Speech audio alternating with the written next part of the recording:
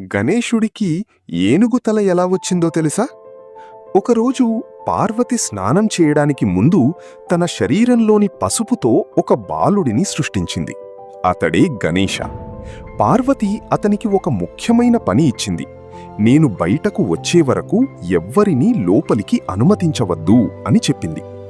కొంతసేపటి తర్వాత లార్డ్ శివ అక్కడికి వచ్చాడు. కాని గణేశుడు ఆయనను గుర్తించలేదు. తన తల్లి ఆజ్ఞను పాటిస్తూ శివుణ్ణి ఆపేశాడు. దీంతో కోపం వచ్చిన శివుడు తన త్రిశూలంతో గణేశుడి తలను తెగగొట్టాడు.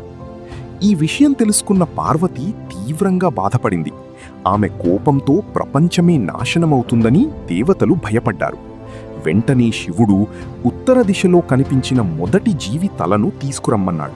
అది ఒక ఏనుగు. ఆ ఏనుగు తలను గణేశుడికి అమర్చడంతో ఆయన తిరిగి జీవించాడు. అప్పటినుంచి గణేశుడు ఏనుగు తలతో విఘ్నాలను తొలగించే దేవుడిగా పూజించబడుతున్నాడు.